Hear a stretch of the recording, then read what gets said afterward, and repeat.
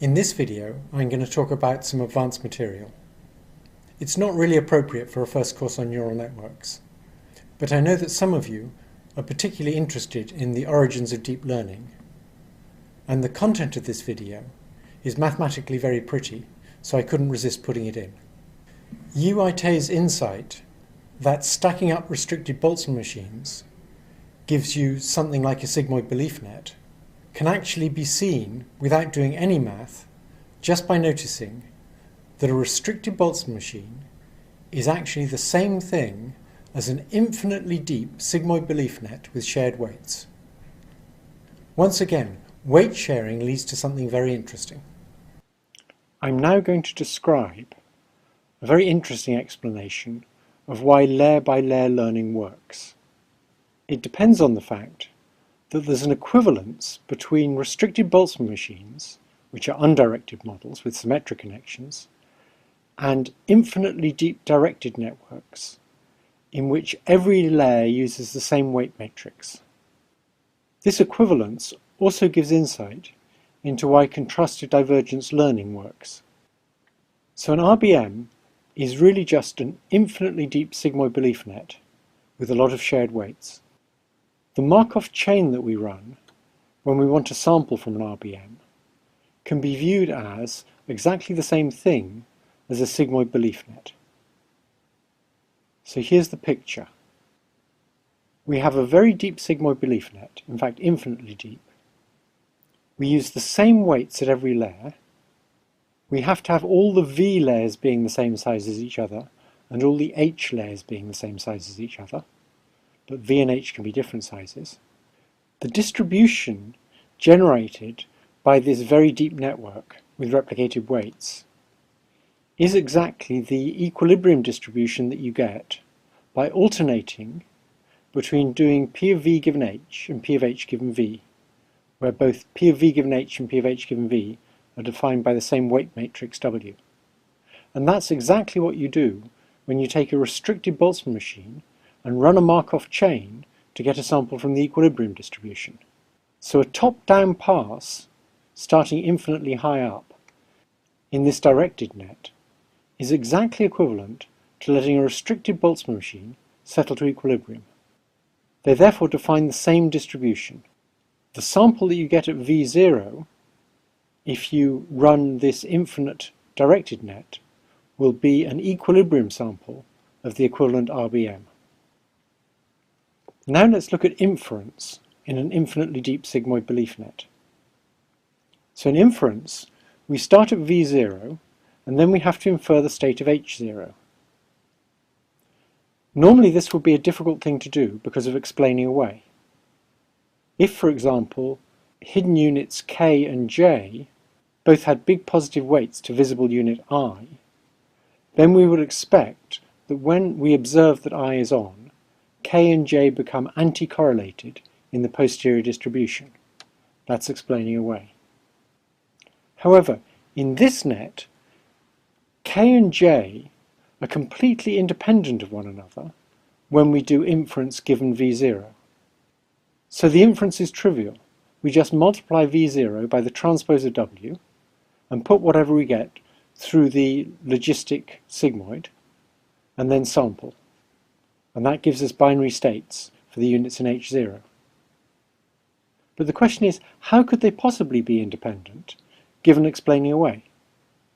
The answer to that question is that the model above H0 implements what I call a complementary prior. It implements a prior distribution over H0 that exactly cancels out the correlations in explaining away. So for the example shown, the prior will implement positive correlations between k and j. Explaining away will cause negative correlations, and those will exactly cancel. So what's really going on is that when we multiply v0 by the transpose of the weights, we're not just computing the likelihood term, we're computing the product of a likelihood term and a prior term. And that's what you need to do to get the posterior. It normally comes as a big surprise to people that when you multiply by W transpose, it's the product of the prior and the posterior you're computing. So what's happening in this net is that the complementary prior implemented by all the stuff above H0 exactly cancels out explaining away and makes inference very simple. And that's true at every layer of this net.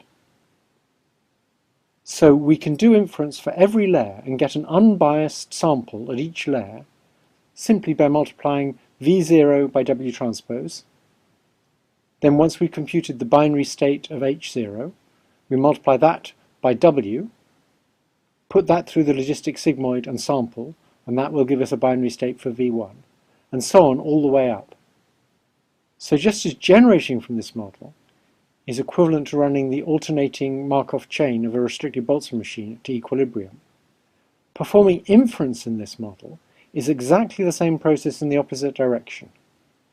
This is a very special kind of sigmoid belief net, in which inference is as easy as generation. So here I've shown the generative weights that define the model, and also their transposes that are the way we do inference. And now what I want to show is how we get the Boltzmann machine learning algorithm out of the learning algorithm for directed sigmoid belief nets. So the learning rule for a sigmoid belief net says that we should first get a sample from the posterior. That's what the Sj and Si are. They're samples from the posterior distribution. And then we should change a weight, a generative weight, in proportion to the product of the presynaptic activity, Sj, and the difference between the postsynaptic activity, Si, and the probability of turning on I, given all the binary states of the layer that Sj is in. Now if we ask, how do we compute Pi, something very interesting happens. If you look at inference in this network on the right, we first infer a binary state for H0. Once we've chosen that binary state, we then infer a binary state for V1 by multiplying H0 by W, putting the result to the logistic, and then sampling. So if you think about how Si1 was generated, it was a sample from what we get if we put H0 through the weight matrix W and then through the logistic. And that's exactly what we'd have to do in order to compute Pi0. We'd have to take the binary activities in H0 and going downwards now through the green weights W, we will compute the probability of turning on unit I given the binary states of its parents. So the point is, the process that goes from H0 to V1 is identical to the process that goes from H0 to V0, and so Si1 is an unbiased sample of Pi0. That means we can replace it in the learning rule. So we end up with a learning rule that looks like this, because since we have replicated weights, each of those lines is the term in the learning rule that comes from one of those green weight matrices.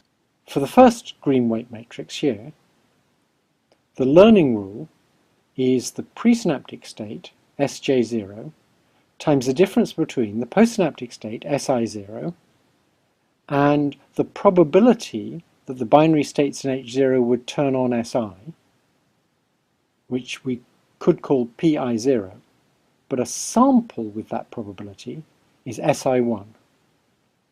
And so an unbiased estimate of the derivative can be got by plugging in Si1 on that first line of the learning rule. Similarly, for the second weight matrix, the learning rule is Si1 into Sj0 minus Pj0, and an unbiased estimate of Pj0 is Sj1. And so that's an unbiased estimate of the learning rule for this second weight matrix. And if you just keep going for all the weight matrices, you get this infinite series, and all the terms except the very first term and the very last term cancel out. And so you end up with the Boltzmann machine learning rule, which is just Sj0 into Si0 minus Sj infinity into Si infinity. So let's go back and look at how we would learn an infinitely deep sigmoid belief net. We would start by making all the weight matrices the same. So we tie all the weight matrices together, and we learn using those tied weights. Now that's exactly equivalent to learning a restricted Boltzmann machine. The diagram on the right and the diagram on the left are identical. We can think of the symmetric arrow in the diagram on the left as just a convenient shorthand for an infinite directed net with tied weights. So we first learn that restricted Boltzmann machine. Now we ought to learn it using maximum likelihood learning, but actually we're just going to use contrastive divergence learning. We're going to take a shortcut. Once we've learned the first restricted Boltzmann machine, what we could do is we could freeze the bottom level weights. We'll freeze the generative weights that define the model. We'll also freeze the weights we're going to use for inference to be the transpose of those generative weights. So we freeze those weights. We keep all the other weights tied together, but now we're going to allow them to be different from the weights in the bottom layer. But they're still all tied together. So learning the remaining weights tied together is exactly equivalent to learning another restricted Boltzmann machine, namely a restricted Boltzmann machine with H0 as its visible units, V1 as its hidden units, and where the data is the aggregated posterior across H0. That is, if we want to sample a data vector to train this network, what we do is we put in a real data vector at V0, we do inference through those frozen weights, and we get a binary vector at H0, and we treat that as data for training the next restricted Boltzmann machine. And we can go up for as many layers as we like. And when we get fed up, we just end up with a restricted Boltzmann machine at the top, which is equivalent to saying all the weights in the infinite directed net above there are still tied together, but the weights below have now all become different. Now our explanation of why the inference procedure was correct involved the idea of a complementary prior created by the weights in the layers above. And of course, when we change the weights in the layers above, but leave the bottom layer of weights fixed, the prior created by those changed weights is no longer exactly complementary. So now our inference procedure, using the frozen weights in the bottom layer, is no longer exactly correct. The good news is, it's nearly always very close to correct, and with the incorrect inference procedure, we still get a variational bound on the log probability of the data. The higher layers have changed because they've learned a prior for the bottom hidden layer that's closer to the aggregated posterior distribution, and that makes the model better. So changing the hidden weights makes the inference that we're doing at the bottom hidden layer incorrect, but gives us a better model. And if you look at those two effects, we proved that the improvement that you get in the variational bound from having a better model is always greater than the loss that you get from inference being slightly incorrect. So in this variational bound, you win when you learn the weights in higher layers, assuming you do it with correct maximum likelihood learning. So now let's go back to what's happening in contrastive divergence learning. We have the infinite net on the right, and we have a restricted Boltzmann machine on the left, and they're equivalent. If we were to do maximum likelihood learning for the restricted Boltzmann machine, it would be maximum likelihood learning for the infinite sigmoid belief net.